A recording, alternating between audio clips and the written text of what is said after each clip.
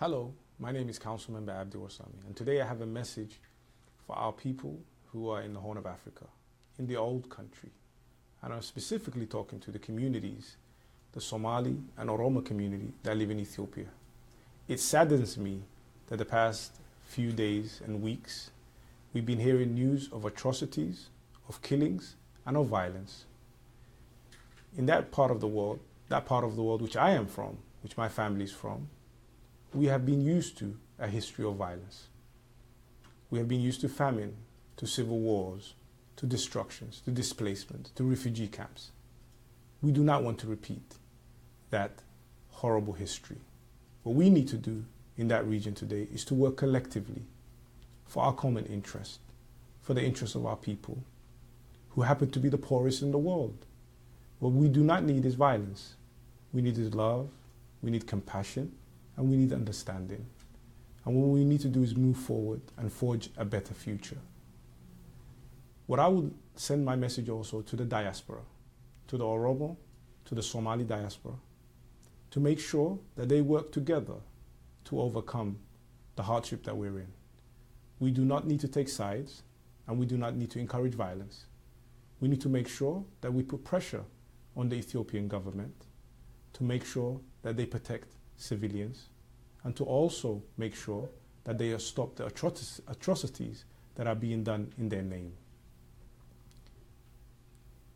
I believe that we as a people can move forward together, and we can move forward and forge a new history, one that is based on common brotherhood and understanding. Thank you very much. How's that?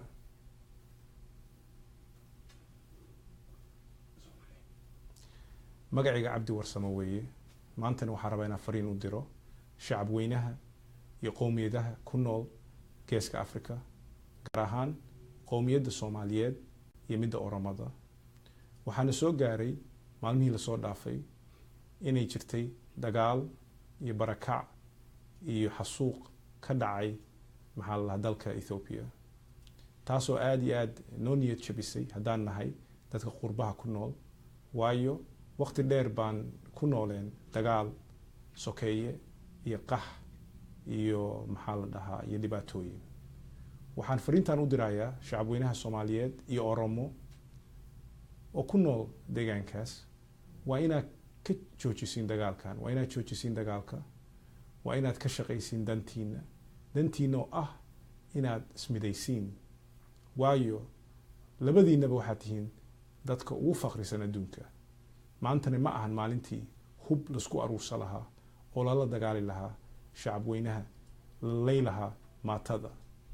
waxaa kaloo fariinteeda u dirayaa Oromada iyo Soomaalida ku nool qurbaha, waa inay ku dadaalaan inay nabad keenaan oo iska ilaaliyaan wax kasto oo dhibaato keeni karto.